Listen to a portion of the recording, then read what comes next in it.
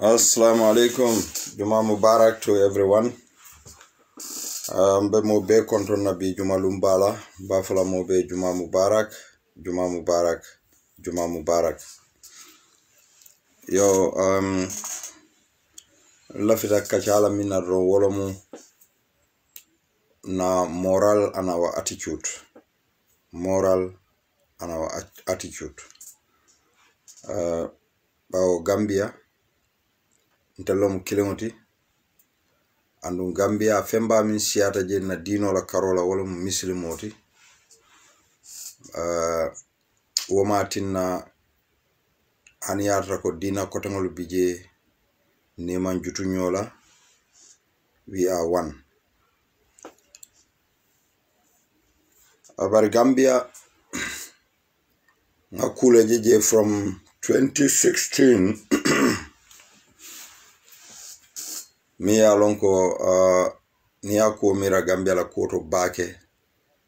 We lack a lot of moral in our attitude. And dalilo miyo sambana malong. Bar ngamira be kumaya la bake purunga diamu nyoye. You see this social media kumaya ta bake. Anata dalilo minkang purunsi information or personal nyoya in an easy way. Mbe kontako sotola nyamin telu molu. Social media minuli abondi. Bring Facebook, Twitter, WhatsApp, watumo imo wolu,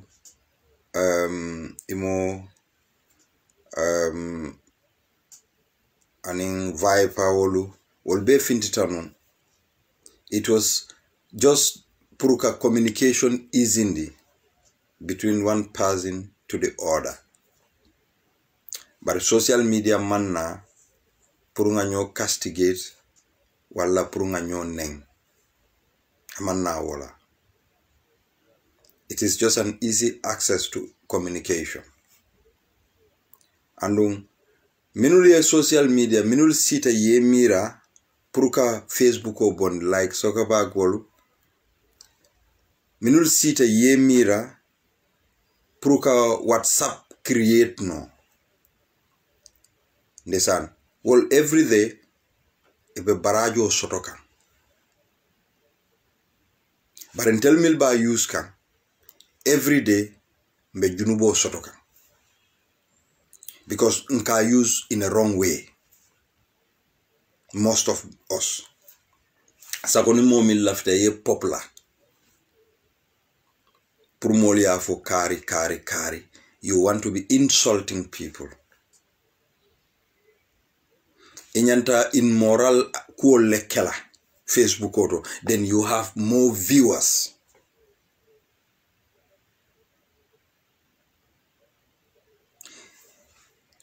Imari iteminka woke to do immoral things on social media pure popular. For it mari yela future fanan jubeleba. Do you look into your future? Do you look into your future? Mbe mo be danila. Alinkana social media use to insult people. Alinkana social media use nkanyo attack. Alinkana social media use ntenite ye kulu minul kacha minyanta tarlantenite tema yena one day niye wali ye social media use ikoy kante wanyarle ika wanyar munela ntenite min kacha ni yalon ko nibe min kacha kan mantara silo kekan inyanta stop la wolungole yaitani nako look Musa mbenyi min kacha kan this is not something lafta nimmoye min kacha because malafi fenna tomorrow mi yalon ko as kembulu kola ya kuoti puruka sata bari sa intenite kacha mbenga na kumolufu maybe ite at the other side ite record lunkile nini walita iko yes biva o mine expose lale. You are not a good person. Because lungo minambe modo la kumo fokete wala mbe motinya kangete wolungo lo muinyantante stop la. Not to discuss with me. But in nga discuss nga motinya mbe nga junubo soto. Yena say koteke. Ye jika tinyake. Iko ka wanyar. Ebu kante wanyar de. Assalamu alaikum brother Njai. Ebu kante wanyar. Nintebe mo koma kuma kangete ya. Ite nyantante stop lale. Imanyana alawla pour niye mo koma kuma. Bari sonta de nga be sate lunkili yena finti iko kam wanyarle. These are immoral attitude. Andu nyantan na moral jubela bakele. Momo ka finti ka diamu nying social media to. Nga mire ka finti le pour molie la moye. Andu ikawo fento minge ka diamu molie. Ila fitale pour molie ila kumo ite amuta ko ika mimfo kuma kendolon pour molie ota. But instead ite ka finti ite ka mole neng ika alfa le neng. Ite lafta molie ota no nyad. Andu sama ite fana lafta kela alfa let. Nko bi mo mbedindi yala. Mbedindi yala. Bari imari ye fango korosi bang. Ni atra ko ila dena natalo biye. Alandi ba ya jube ye bi ma jube. You will see a big, huge difference. Bari hani. Nimi ye domoro ka kono fata. Ay nasi social media ro. Nama haji fango soto. Aka mo clean pinpoint wrong. I nendiro point to that person. Kununa brother I program doke mba la moy kang minketa soti jammeti mba tentula bake mba jaila. He did a program mi alonko afanambe nyine fokan nendiru lalu. Soti is trying to preach peace and wole bentel nafala. Nga peace for nyoye, nga Cairo for nyoye, nga Cairo sabatinde, wale ben nafala. In fact, he played a video womari la ko natante mira baki. Andung amari be Wesley. Allahu Akbar. Nko, Gambian ko lulaftale me understand. Lawyer Usenu Dabo is from a family and family about Fanambulu. For lawyer Usenu Dabo, woman need intella respect laba. Mune atina from 2017, 2018, 2019, 2020, 2021, Molka Neng. Bari, from 1994 to 2016 abukaneng hanakaneng anena mansia kobi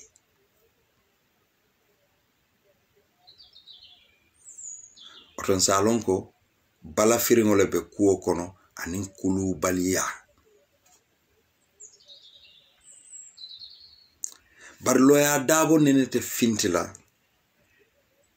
ni ya mutako wala dinne be fintila ke jabi andu nimi ya mira ko ni loya dabo neng wo wato lo mu itebe molu soto la mulul binayete no kan UDP dingol lomba wala Gambia dinkendol ñi manke pati kuti.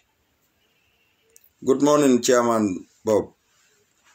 Ñi manke pati kuti ntebe molu danila alnga discourse on issues la alnga discourse on policies la wole fisiata ye finti iko kallo ya dabole neng momo kan nendiroke wallahi inyanta lonna ko be fangole tinyaka andu hadama dingo se wara nyawonya ala jube hani freskol naye mutanzella nsafu alji kando min aljinja min ali lemon min tae boroming purisi kendea because he silata wo sasa asifendo keno ilale wala musayati barika wake ni balo ofisiata ya mutako ite sembo wala betela sa ite be fintilal dro ya alfalu neng alnga nendiro tuje. There is a video me along kabita kam viral na kebalo mode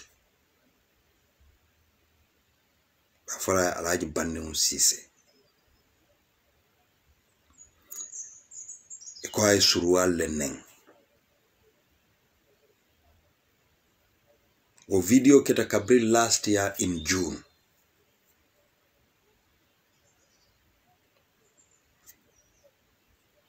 This year sanji killing nyato ya video nyin sambana ka bondi kote ka samba social media mba fola mole ko audio bembulu jang mi ya lonko bring aketa bring tenga video moy nde fangole nga bandi ngo call na ke balom andu alfa fele minke la moy dindi wala abuke la dindi ya jube nkai na ke ba muneketa bar wotu ma jusobe borim bake rai wato dinna na kachata akonye ko malum fo audio moy mimbe mandin kolu nenka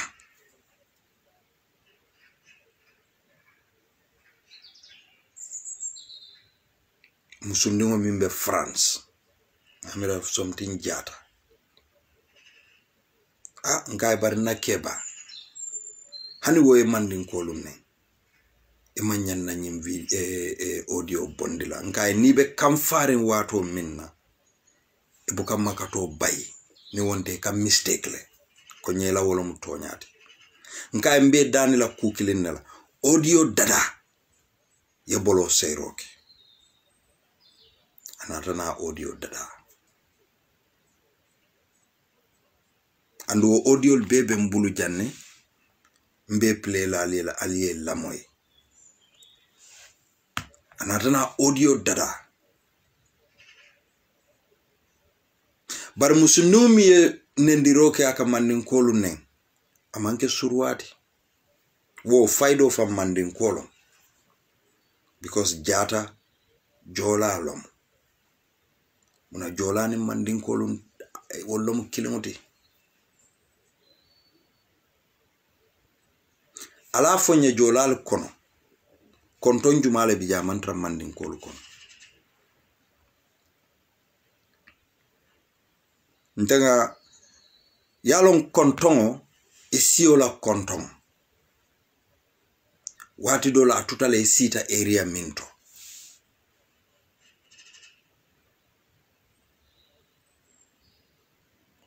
ni ndega job jele min momi yalon ka konton is job para sara hule wala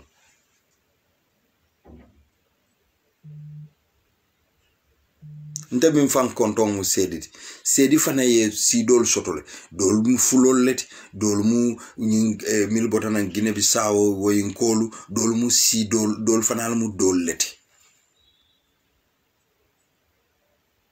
njay mandin ko beje njay surwa beje so otonko alnga katanga moral soto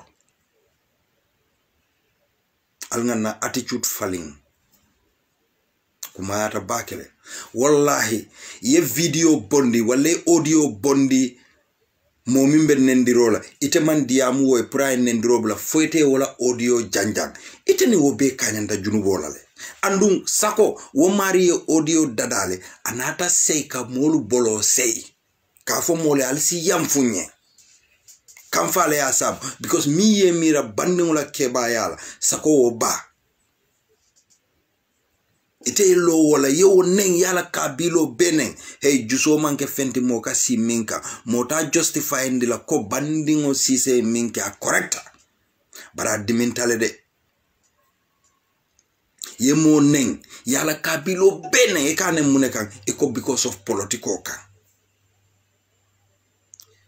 ntenga miracle ni ya janni tebe mo nenna fintina yafo ko nko Gambian kol Usen Dabo e mimfo kafoko nanata ala police mu nyineti nteman so wala nga believe ka teta kelano nte believe tako Bob Tourele be nyin kelano wala njay le be nyin kelano ali discourse on policies la rather than nendiro Usen Dabo munanko before 1994 jumale ka finti min kanen by then he was doing his noble profession serving the Gambian people.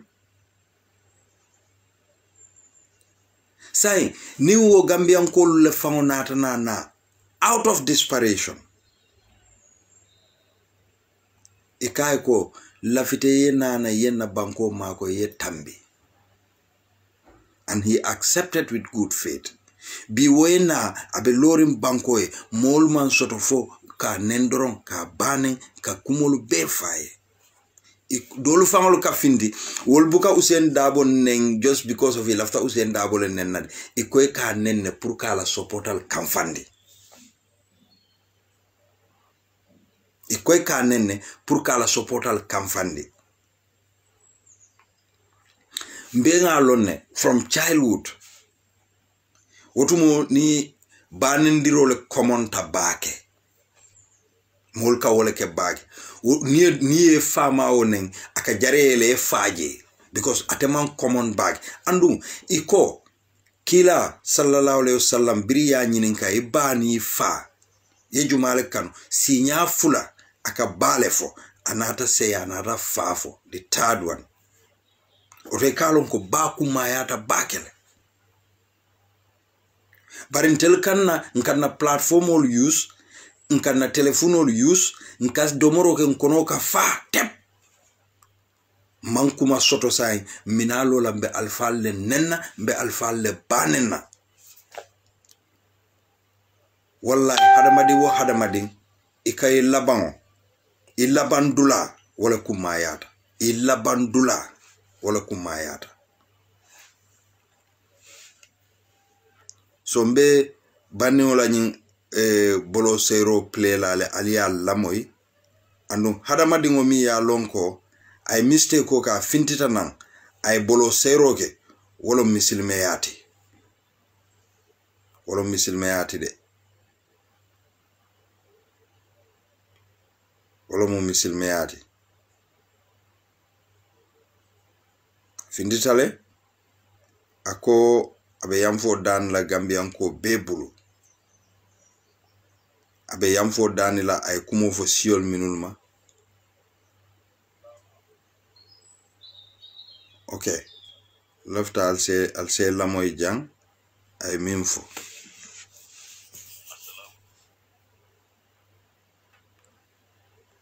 assalamu alaikum Bamba Mas UDP group 6 group number 6 forum mbal be kontonna mbe Bamba Mas fon kontonna ni fenfen kela moy ni forum la kunun ko nganendiro ke jenendiri sangara lolu nandiro nyi ma regret nduma mur ko mafana bari muso me nganendiro ke kamandin kol benani wo muso mbe wole nani kan bari kuma kan kono bawon ko surwa isha nandiro nyi moy trole si hakko boyni nyi mantari jama masruwal befo mbe muso ndingla ma membe France mi nga mandin kol benani muso ndime nga mandin kol benani mbo muso ma nandiro fana mamuru koma bara masruwa befo de bawo surwa be manke mo kurunti si wosi ay kurun sorole ay kendo soro si wosi ay mo kurun sorole ay mo kendo soro awantela da mo tansabalika ni fe nyimbe nandiro abe kasruwale ne yu bari bawo kuma kan woni muso nyi aya fo surwa kan lela enen de ko surwa kan lela woni ka fo be surwa be na ma man tar surwa be mar surwa be manke mo kurunti dum man naniro nyi woni fana ka surwa be nani so fenfeni asare musurwa reti kuma kan nyi moy tulola isi hako boyndi nye mantari jama mbe muso ma menga mandin ko be nani o muso be France mbe wala ma mantara surwa be ma mo mo dinga kuma kan nyi moy isi hako boyndi nye ala barka baki assalamu alaikum wa rahmatullahi ta'ala wa barakatuhu yo ali ya moyle So because musomi nendiroke aya fango ke surwaleti ay on nendiroke wala atina ate fana juso bota ay nendiroke musomi nendiroke ala o mambetea bandi min fana juso bota fintita nan ay nendiroke amambetea so nte fango nim bandi o diamata last year lo nyindide nim bandi o diamo min kal sala moy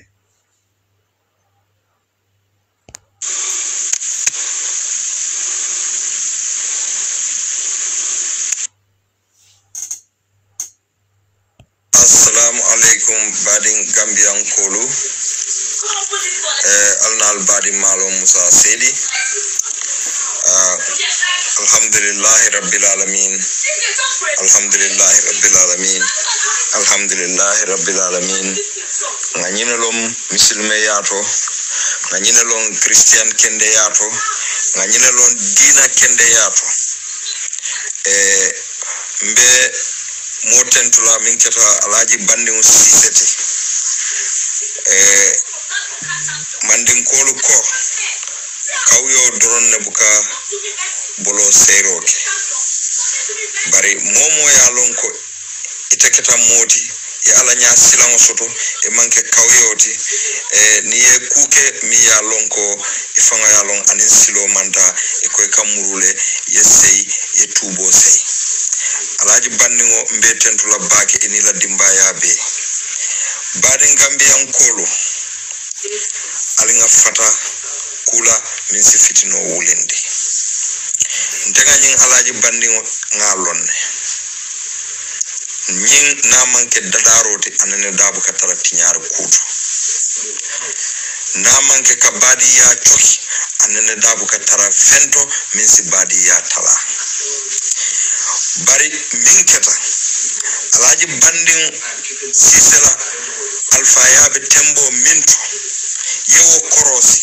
yene mira alaji bandin ulu bala ni dindi merento e domoroke wala fo kebalom ay domoroka kono fata min keta safiyatu jammeti e kabe France ka bula mandin kolu milia lonko wolini jolalu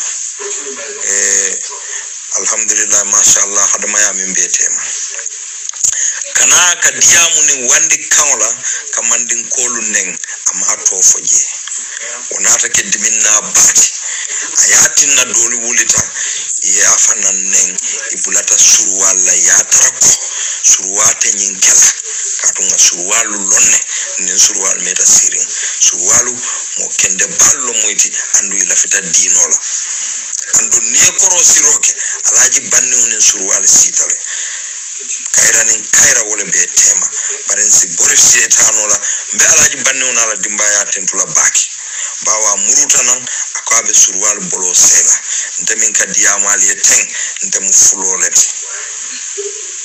ba fola baden surwal ko alsi yam fuama nale fango ya alaji bandingola kumo kango moy albalo na jusole kandida andu juson tem fenti mo kasino minkan son si yam fu nyoye nga move forward badin Gambian kolo ala baraka bake mbedu ala alaji bandingo ya nala dimbaya musomin fana ye nyinke alinga so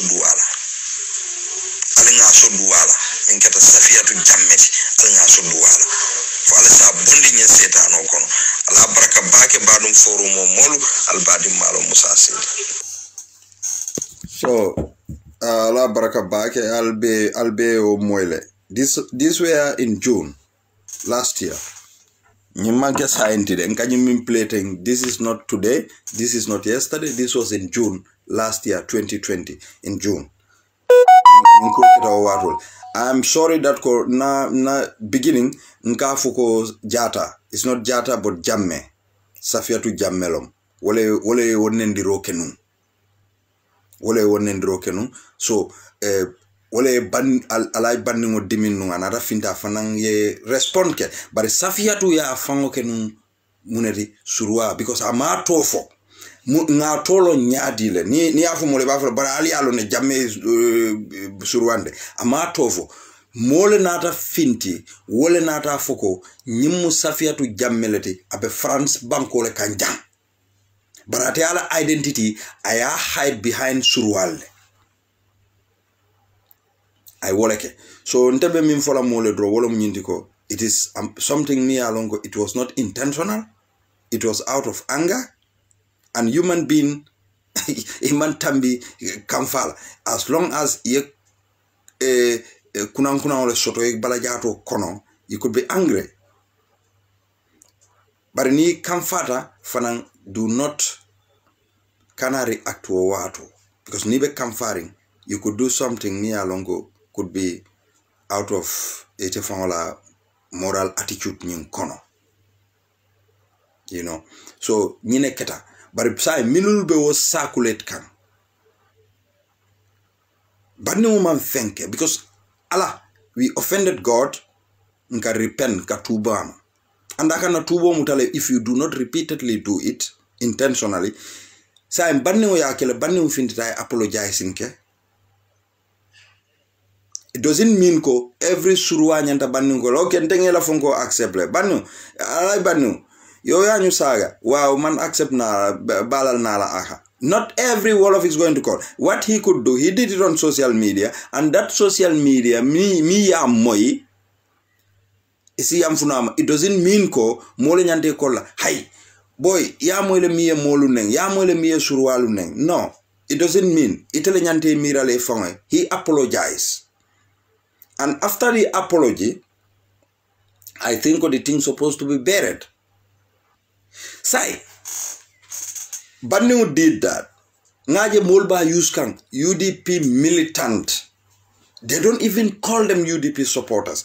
I think sometimes we don't know the meaning of words. UDP doesn't have militants.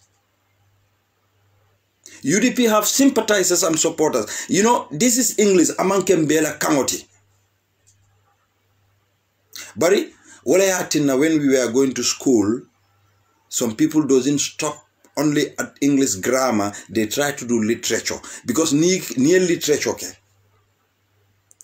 ika kujama lefanalo bondi no nyoto. They are calling them militant. UDP doesn't have militant. In fact, those who have militant were the very one who were victimizing UDP. UDP being a victim, how can they be militant? But ikasika wolefo. Odiol bembulu jamia lonko nga ndefamala nga record from Ahmed Jitela Facebook live photo biraka muruta Canada le akabe on quarantine le at the moment. Aman say follow at a final destination. Calling UDP militant. Calling akaka duale nka etela yinda sunkandingo itekatu nendiro le yinda be wararintendi ha bebe sunkana itekatu nendiro drone le you think Allah will accept it da ite nyanda karbanjolo kele da kono yekuma kendo bondi da kono baraka akaka dua aka foko alama ako molu fo ala se wodunde mol sodobodo mol nyaay tiling adama barole ko di UDP la aning Usain Dabo na la fitina kafo ako mu militant let. You see Ahmed Jite nkale nyimo si faljel. These are the kind of people ajube the gesture kombo manduar nkole minkenu wo fana fanole ye sindije ye dulale dila ye inibe nyoka be they are attacking them nkale ajel Ahmed Jite another see alfal nada see Gambela. We gave him everything. In fact Gambela scholarship abitakan karanka wolel. Ahmed Jite wrote to Ahmed Ba wo bembuluja. Ahmed Jite wrote to Ahmed Ba begging Ahmed Ba money. In fact, mantra takan karangola sign because I have some areas. I have a debt.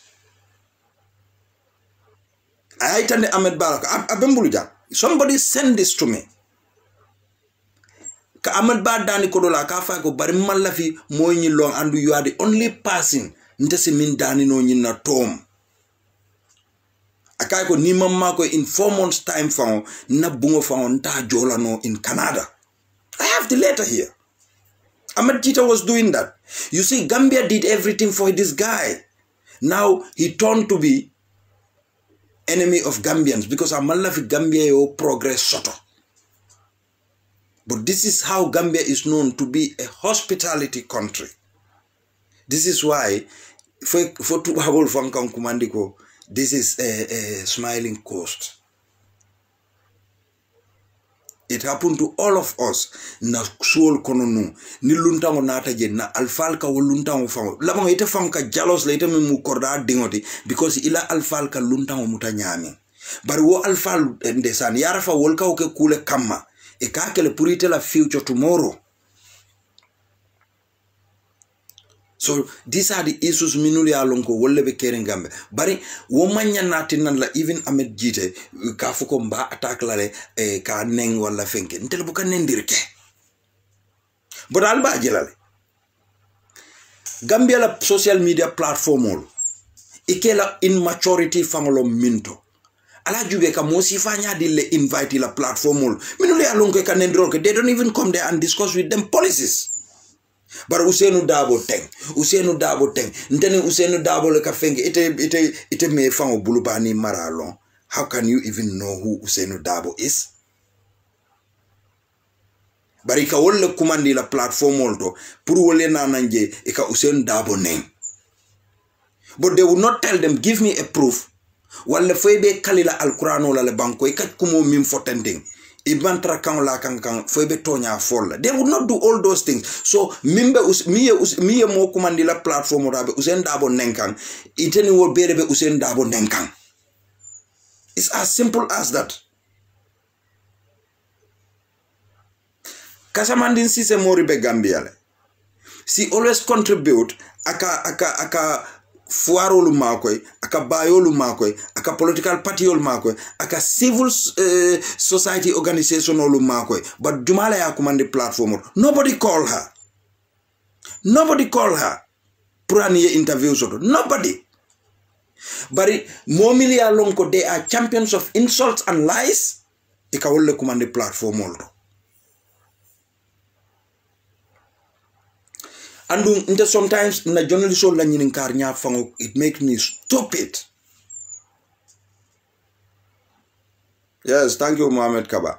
Kununga Fatou Touré moy aka sabali nyininka. Habari UDP mimfo la police toko ibe nyine kala youth soli ibe nyine kala health ibe nyine kala fongo. Aka bari Usain Dabo Ahmad Sane Lamin Dambon diba almane monin kafaro kala. Ibebe nun government why they can't do that. Yara from Fatou Touré with all Ateido Mimbeke Gambia, she doesn't know how government works.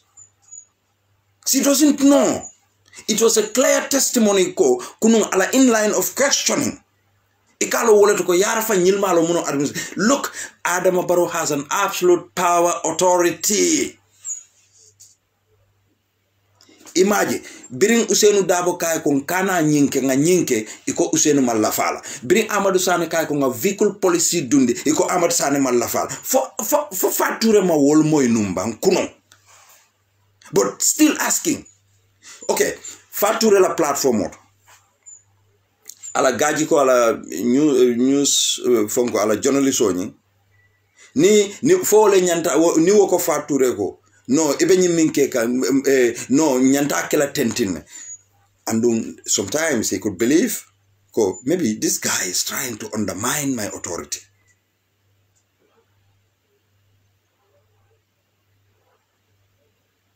Thank you very much, Duru Jauna. You know mtonyati.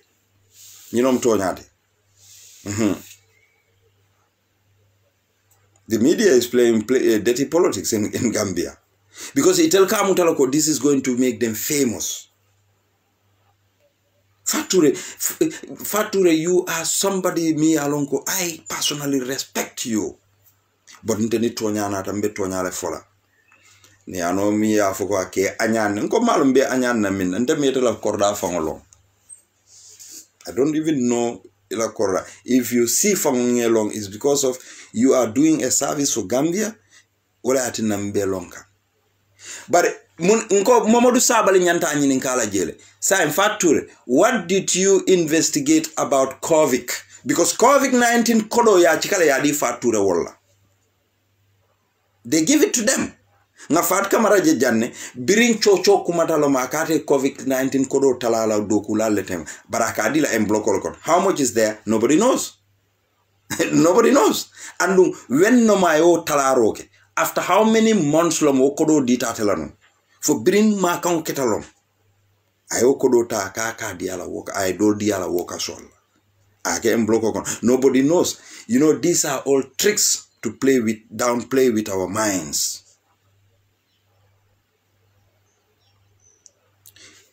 Journalist solo, if you are a journalist, alal fangul prepare before people will come to you.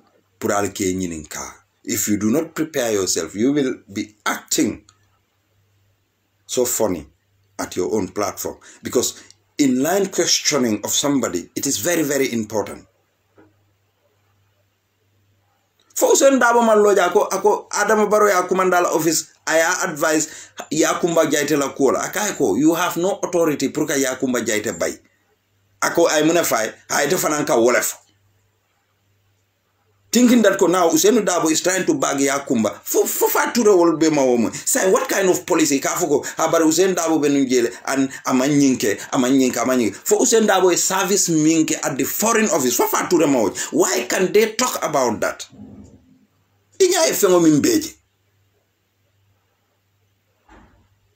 And we are biased. Ntelka bias back. Nim fature connection so you would not like moe fature kumo. Hey nte, let me tell people I'll tell you one thing.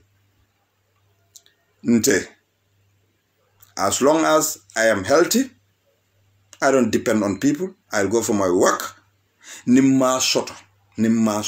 I'll beg you. Mbe Dudu Jawna Danla, Mbe Musa Sambu Danla, Mbe Muhammad Kabar Danla. If you could do it for me, help me, you do it. But as long as I am healthy, I'll go and look for myself. Sonte manta mo nyanyi nina. Mamfisi ya moti, but mo fana mamfisi anteti. Nah. Honey. Nte fana ndem fan doya ala de. No way! God gave me everything. I am healthy. I can use my brain. I can think for myself independently. I know what is good and bad, even though if nkabukuja woke. Ibalo na minto konte lanyi Gambian kol mantel respect. Just recently, kununko, faturening estining malong something itatanum pamodla radio to make some clarification about this voters card mi alonko Italia min fonu molye. Even though they ko ha Italia mutanunko ye ofole bari it was not like that amanjari molni la voters card but in telanga minjela ila advertisement wolo nyindiko entrance visa is going to be your voters card. So which means the voters card need to physically appear there. This is a simple language. So bari biri molu diamuta chocho kumata. Inata pamuru. If follow ilabanta minne nyanta follow la walela. They're supposed to clarify before damage bekela and then they want to make damage control. Wayatara mo jama sondo mo wisuasta. It's not about, people are not talking about Kofa Ture is working for NPP. No. The problem is people are skeptical in that country because people think that the power of money at the NPP level and NPP could use that influence. So but we are not associating Fature is doing the work for them. Mune ati na niwo civil society organization if indita neko puru youth sol yeta yena ye voters card o sambana puru ye ticket o soto yeta yedum. As if indina no la yo clear ndi juna kaita ndiko look, we don't want monila voters card yena nyindula. But we have locations, Mimbe Caring, Radio Seat, Radio Gambia, GRTS, Serekunda Police, Serekunda Market, Fad Turela Platform, Fad Camara La Platform, iAfrica La Platform, Westfield Star GSM, also a location all for mineral public kasiaol, iko alta leta je alia la voters card yetandi, then they will give you a ticket. Even Haniatarako, I took 10 different voters card. Ndata jenko, Musal Tamundi, Fadla Tamundi, Yamal Tamundi, Kebal Tamundi, Usman Tamundi. They could give me 10 tickets. Mune atine mo explain no mole. For ye batu, for molo lafta dinding or toku yala minketa STT. And the ST has been contracted. So minulia ST contract. Well, but ST, you have a spokesman as well. Ni confusion si fa bela Carola. Look, afuela spokesman I finti. I clarification okay, oila manager. I clarification okay. Because now bring chocho nyimbe caring. Fature be derin. People were blaming ST. ST yenyineke. Yata ST yata contract la jisul contract la and other artists. So wol ni obe carry wol fana la management olo nyanda findila no yata go look. Until what you people are even talking about until Malong, we have been contracted. The way they are going to make their ticketing, we don't know. But this is the way they told us prungana advertisement okay. Simple and straightforward. They would have done that. But imagine mawoke. For sign, kununko, ikana findina ikafumole, tiketo felen. Wo kununko le tiketo di mimbe kerim fangola. So what was their plan? Ntelma foko, they were trying pruka voters or voters card register or whatsoever. The intention was good. To influence, to encourage youths to go out and then look for voters card. This is a great thing. Spot on. But the way Italy advertisement o kenu nyami at the beginning was totally wrong. So labanta kuo minkele Italianta follow la wolela. So because of jutuna yalo mnyimbeti, they feel too big for Gambian people. Wole ka tinan la imagine ochocho bebe keri no watu abidering. For recently long afinditana. You know, it's not about hypocrisy. I'm not nimi ya mutakombe hypocrisy la keka. Wo tute bulije wumila mira nyaldi. I can't think for you. Itele be mira le fango yentenga mira mfaye. It's as simple as that. Ibe mira le fango ele ntenga mira mfaye. It's obviously like that. So nikuobeke civil society o mi alonko encouraging the youths puru ye findi yeta voters registration on muna na wo civil society o nyi imam findi ye wo 3 ton of cocaine fanana kuofo because now they have the welfare of the youth, and we have seen when there is drug in a country basically aka minul harm are the youths when they have the welfare of the youth. Why can't they talk about that also? But you know, civil society will be rohimalik lole sambala kitiola because of attestation. Civil society organization olu, they would not talk on issues miyo miyalonko. It is a fact and yalonko definitely ninyim fota drong abekala government ye disadvantage because they think that whatever is disadvantage to government is an advantage to UDP, and they keep quiet. Do they have the welfare of Gambia? No. Although, in fact, the way they generate funds, they have a WhatsApp group, it's a more fund generate, which is spot on. It's great. It's good thing to hire these musicians, which is great. But my sister, Alnyanta follow la minna, Allabanta wolela, clarification. Gambian people are now so skeptics because mune atina mojama skeptista wolo mnyintiko. We have a corny government, very corny government, rampant corruption. Corruption is not something hidden in that country. They don't have ethics, they don't have moral. This is why so many people were suspicious. And you are somebody miyalonko Gambian Koli respect back. Use your platform, encourage youths to go and look for voters card. You could even have an airtime miyalonko you could give to the youths to come and then ask them, why do you think voters card is important? Why do you think voters card nininal? You could even send your people on the street. Yeta boysol tarela jota yoldo. This would have been great thing. Then we would know that, yes, definitely. Say, barikafu mole ko alala voters card natina. Say, what about the youths in Basse? Or Falbakela region by region? Falbakela region by region. No, you're just going to do it at the combo area. So the youths in provinces Are they not part of your plan? Purwalita voters card nini? Okay, now lafta nyinkela walete. Make a caravan tour. Aleta every town and village or every division. Because we have Central River, LRR, North Bank, URR, West Coast, Combo St. Mary's. But you're doing it now there. Albake kan kanifine, KMC.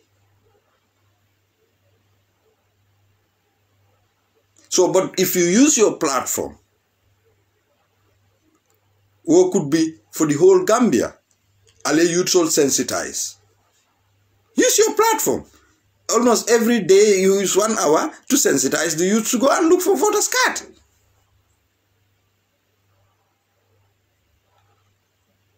So nobody is trying to against you here. We want to stick to truth. Wala atinanko be moral and attitude. We need to watch our attitude very well. It's really important.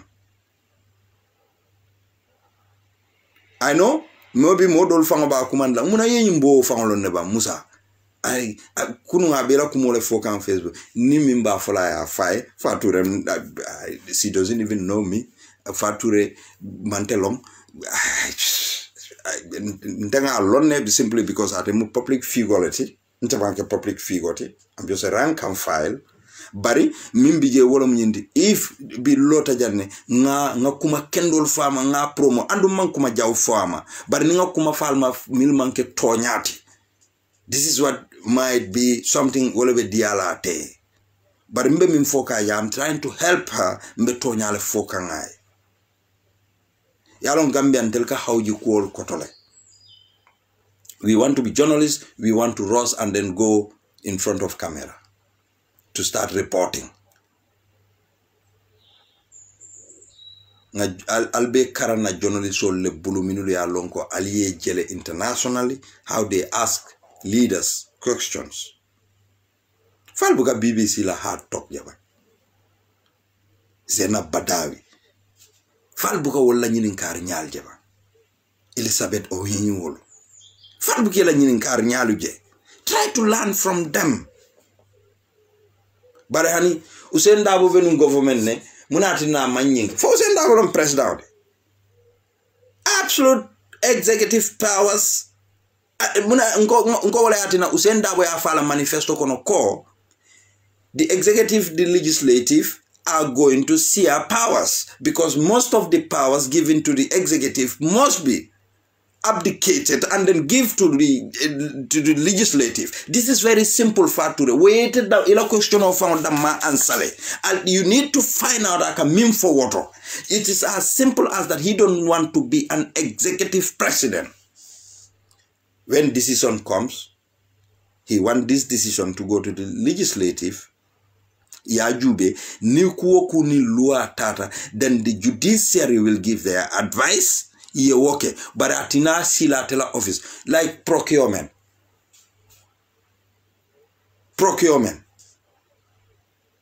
Ekawo samba to the office of the president. Faturi don't ask even the internal audit report. They don't have interest on that. 823 million have been disappeared in thin air since 3 years ago. None of these journalists are using those platforms. Namanke Swansea Dabote, Mustafa, Maligan, reporting about that. Bari mantra wometel sula because what they get COVID kodoja ya dila jan. Imagine buka COVID la kuo nyininka. The coffee kodo dila jan. In fact, nga moy journalisol la jan minul ko. Journalist dol le ka journalisol kumande ka fo ko coffee kodo ta. Nga obe moy janne. When Gambian ol fangolo ka mil quarantine, ne mil samba quarantine la, wol bukela need sol fangol so ran domoro buka sot. But ye thousands of dolbi je 350,000, dolbi je 400,000. Ye min dila. 400,000, 300,000, wo is 700,000. So, how many platform ye 300,000 di minula, 350? almost saying 1 million or 2 or 1.5 or more than that is gone. Neo dundinu ye laran kendol sa wodlate matres kendol kije ye put in a very good comfortable life. Would have been better, but ikata quarantine la. You have to pay for yourself the hotel. You have to feed yourself. Wol bekata banku minka. Altel ma wol nyininka wol lade. But alka si alka fugo. Usain was in government. Munati na manyinke. Munati na manyinke. Yalo wo oli wo kai. Oli doni. Amin katrala. Oli kerfatu. Wo. That guy. Wo is a hatred. Wo like diamo. Wo. I don't know what is her problem. I don't know. Imamo kununga kafuko ha, but the administration is doing fine because she is comfortable. Maybe she got the connection with that administration, so she think that ko atela condition be nyama in Gambia bera condition be wole nyama. Imagine they have the money to dress up, to make up their body. Ntel bal ma wonya soto. Wol kata si marse wol leto ye mira ni la kanjo wafu ifana leta chalo sang. Although mo bete kanyan nola, wo is obvious. But if for nyilma lonko, the condition mimbe Gambia. Ate fature kilimo seta ako nyeko ha motsabale ko ha bari mano Usain Dabo be no government coalition le biri coalition ole yafo. Fature te se kalini alani kila tema ko coalition ole ovo. Is it that koni barobe lola dame abe diamula coalition ka statement ole diala nalma hani pour ka tonya fo baroya ali day. Ali day. It's as simple as that. Jumale ko coalition is part of that ka fuko baroya fuko man boto be kala 750 let. For coalition ole afo baroya ko pour baroya afo fananko ate is the most expensive opposition. Me along got the most expensive car. For coalition ole fanan fire. Wala nalla in line of questioning this is about moral and attitude. It's really important. Your moral and attitude Allah in line of questioning. Although you have viewers, people look at you, but how many people learn from your platform? Nadia lente blog. Go fat network or enter blog like about 2-3 years ago. In fact, Biratara America.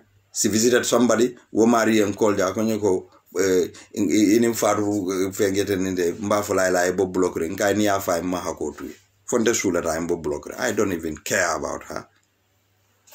Kai ko teba wo care.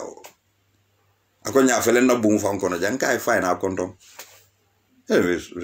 Full man telong. I don't even want to know them, but because near Tonya Safe, Tonya Foye, they get angry and agitated ye block. Because they don't want to see that. What they want to see, you press them up.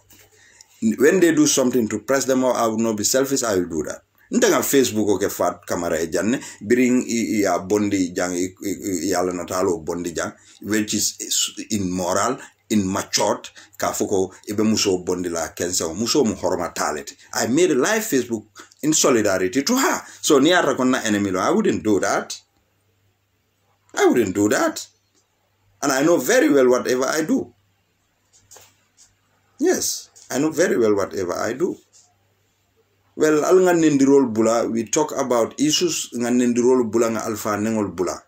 Platform ol milka mol invite fanay ka molu neng, altel milni wo mol ye nyolong, minul ka invitation o di mol la milka naka alfal neng. Wo mol minul ka wo mol kumandi like Alaji Muhammad wolu, ika molu kumandi Sultan wolu, mimbe keri wolu, and other platform wolu ika molu kumandi kana ika molu neng. Ali korosiro ke ala stop ke kumanda la platform because the more ika molu la alfalu neng altel found le nibe wo alfalu neng kan. And we will say that and say it whether nsikuno jente kuno la je barimba folale. And when I see you aketa nyawo nyam safono le karilo mnyindite bari nyinkatu mole kumanda la platform or milka nendirog. You are already popular. Munati nete be mo kumandila mimina le la platform ota abe mo sai naka aka mimfo naka fo e fama le ma iba kumandla je ita kumandla Usain Dabo fana mu wandi faleti ntel gambe no le kay na tambi nyato so alkana mol kumandala platform ore kana ka Usain Dabo neng just for nothing and then they walk out just like that. But the next minute, ibajila platform do fana ye maril kumandi. This is how Gambians supposed to be living. Fontela alfale nyine tumtela bulu. Just because of we need money, well, it's fine. Allah baraka bake mbeda naja bita do kola. Mba fala mobe ko reke juma mubarak. Al nga na moral jube al na journalist solu ala la do ko nyalu jube. Ala la inline question ala al fangol prepare. Ala long nalbe mindiamu ala long nkana nyi mindiamu nyinka kenyadi le. Government is all about policy. Government is all about policy. Sister Fadabo, happy birthday to you. Happy birthday to you. Alama kele si maya birthday ani jara kende aba. Thank you, Juma Mubarak.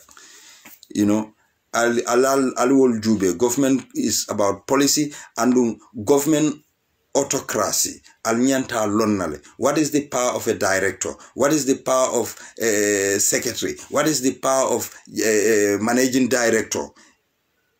Director general, munomu ila different, munomu presidentoti, munomu president la limiti, munomu vice president la limiti.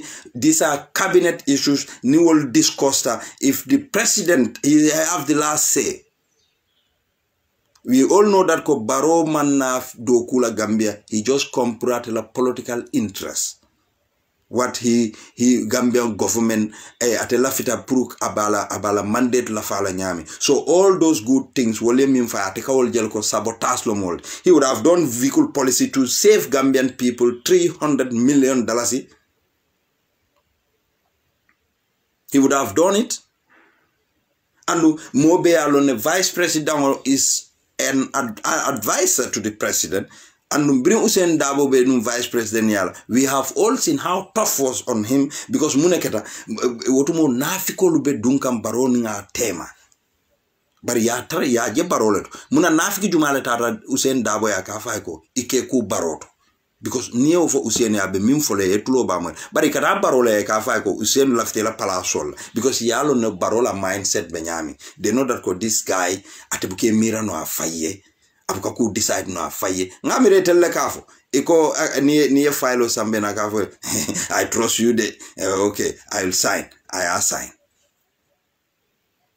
you know. So bari butum fo mu allegation for allegation the truth will one day come to light. Birin Usain Dabo kafo nko ya jamme ka mo le fa akana ko do le sunya wotumo mo jama ka fa ko akamimfo amanke kuti abe politique diamol bari bi mu ne be keri. Over 200 and something people ya jamme murdered. Billions of Gambian dollars ya jamme ya besunya. So ngo kotake ebe kumol le foka nyi government ma alngata ala baraka baj. I thank you all. Juma Mubarak.